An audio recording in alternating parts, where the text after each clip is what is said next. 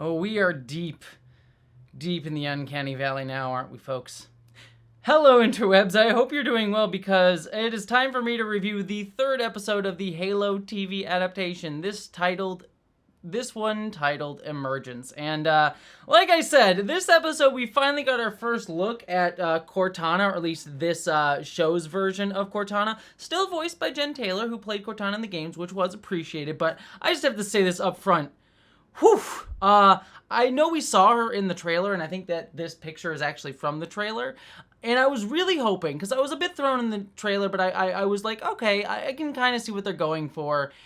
And I had hoped that they would take the time to fix it up between when the trailer released and when the show actually got to showing Cortana. But nope, they gave us what they gave us in this episode. And I have to say, I was just, every time Cortana was on screen, I was weirded out. Like, normally I'm not that much of a person to be thrown for Uncanny Valley depictions of things, but just this whole episode it threw me. She was just so slightly off that it was really hard. It was really hard to focus on anything other than, like, just what Cortana looked like. Anyways, I had to put that up front because I know it was the thing that probably a lot of people are focusing on and I couldn't stop thinking about, so I just wanted to put that up front. But let's actually talk about this episode as a whole, because outside of Cortana, I was actually generally still positive on the show, continually, like I've been having for the past 2 episodes. I'm not like, this is the greatest show ever. It still feels like The Expanse light to me, but with each passing episode, I'm getting more and more over that hump of like, this really isn't an adaptation of the Halo games that I've come to know and love. It has elements of it,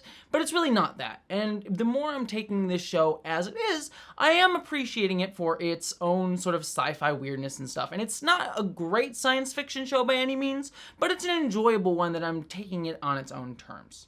But let's talk about some of the specifics here. The opening sequence gave us a little bit of a look at the backstory of Mankey, the girl who is sort of under the auspices of the Covenant. And on the one hand, I liked this because it did humanize her a little bit more and give us a little bit of like where she came from, and it started to be able to latch me into her story a little bit more than we've had the past few episodes, which is just like human girl who we randomly cut to every once in a while. But the world building of this scene, again, felt strange to me because, look, again, we see that the Covenant were attacking humanity decades ago, but still we don't know a lot about the Covenant. So, again, it just feels weird, the depiction of, like, how much people know about the Covenant or don't know about the Covenant at this point. And I really would like that clarified. But also, additionally, too, these little kids didn't seem to know that there were other planets other than the one that they were on. And I get that there was clearly, like, some sort of child slavery and abuse going on this planet, but like that would seem like basic knowledge. And so I'm just really confused about this show's just depiction of human civilization at this point. It doesn't seem to be really displaying to me any sort of concrete way of how it's trying to build out its world and its mythology. But it did at least get me to empathize a little bit more with Mankey, because it allowed me to see that she would be distanced from humanity based on the way that she was treated as a little kid, and that she would think that humanity is awful just because she's not had no real touchstone with caring humanity. But continuing on with Mankey, we do get a scene where she goes and attacks a human ship in order to get some more information, and this is a sort of paint by the numbers, she takes over a ship thing. But one thing I will find strange about this is she used these like weird like slug looking things to take over the ship, which to my knowledge, I don't think it appeared in anything in Halo before, but what they did evoke to me was, and this is mild spoilers for the game and possibly for the show, but it evoked to me the Flood in terms of just the visual look. Now, I don't think that they were supposed to be the Flood, just given what we know about the Flood in Halo mythology, so I'm sure they're going to be building up to the Flood elsewhere, but it just felt strange to me that they used something that was visually evocative of the Flood as like a Covenant signifier in this sequence, because it will kind of dilute what I'm supposing will be of the visual look of the Flood later on in the show. So it just felt like a strange choice that she didn't have like Sangheili warriors or something like that. She just used these weird slug things. It just felt like a strange choice that might diminish the appearance of the Flood later on. And then continuing on with more negatives on the show, I do have to speak about Quan Haas' storyline. She's off on the rubble and she's sort of confronting John's friend on there, and she wants to go off and sort of join the resistance and push back against Burn Gorman's character, who I didn't talk about in my review last episode because there's not much to say. He's leader of the resistance, seems like a giant asshole. I do love Burn Gorman. He's a great actor who is really good at depicting assholes, from Torchwood to The Expanse to everywhere else. He's really good at that, and the only time he's been lovable is Pacific Rim, and I loved him there.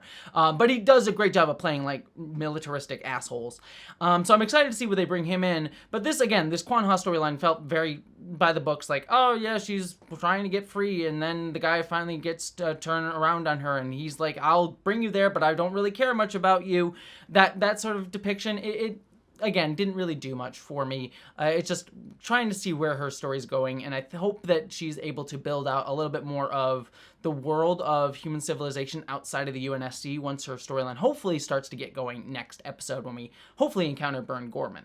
However, I've been fairly negative so far, and those storylines were probably the weakest parts of this for me, but this does bring me to the storyline that I had the most positive feelings about, and that's Halsey, Cortana, and Master Chief's storyline. I have to say, visual look of Cortana aside, I actually really enjoy the mythology that they gave Cortana's AI within this show as compared to the games. In the games, we just sort of get the idea that Cortana was a highly intelligent AI that was copied from Halsey's brain. But here, there's a much more ethical conundrum behind this, and we get a depiction of how much Halsey does not care about ethics at all, where she literally clones herself, does not give a crap about that clone's autonomy, despite the fact that we are clearly given a scene where that clone is clearly just as intelligent and thoughtful as Halsey herself is. And she is totally willing to just kill her. And the clone also seems to be fairly understanding too. So like even the clone is sort of like ethically dubious as well, even though she's the one getting killed.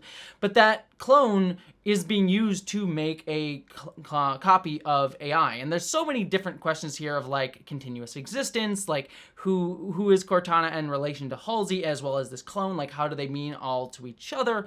But also what I really do like about it is it creates an original sin idea at the basis of Cortana, that she is also in a way a victim of Halsey's ethical problems as much as John is. And so it'll allow an area for them to find connection on an actual like human emotional basis outside of just them connecting as people, as we saw throughout the games. I thought that was a really cool way to depict the mythology of Cortana here. The other thing that I really appreciated with how they're developing Cortana is we see that she has ambition, and we see that she's also got a little bit of Halsey's like ethical lack of caring, because I really enjoyed her relationship with John in that she wants to take over his body immediately. She doesn't really care. She just sees him as a thing, just a thing to be used, and sort of fights with Halsey about being able to control his body.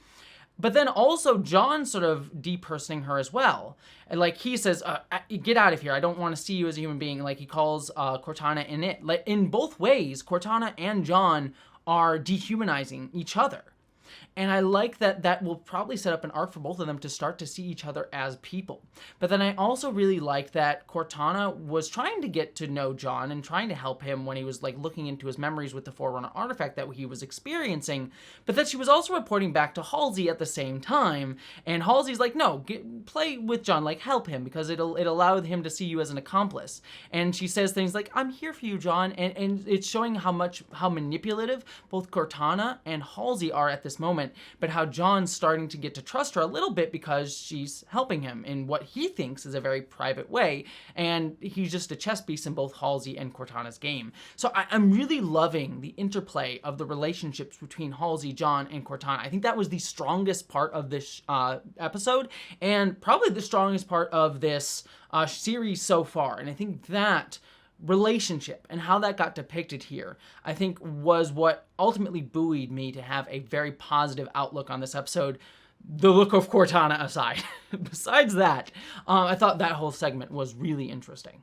And I do like that we're going to have John going and exploring his childhood, again, sort of getting to see him a little bit more as a human being in possibly the next episode. But I'm also curious to see his connection to the Forerunner artifacts, because I do believe in the games he doesn't have any explicit connection to the Forerunners, other than like him being given like Forerunner DNA and access to Forerunner technology later on. But I don't think he's particularly special outside of being a Spartan within the context of the game. So I'm curious to see how they'll develop that mythology going forward and how he might be related to Makee over on the Covenant side, and sort of what differentiates them from other humans. So all of this, all of those ideas and themes of humanity and finding oneself and what makes you a person, and ethics within that, I think are some of the strongest parts of the show, and I'm really enjoying how it's exploring it.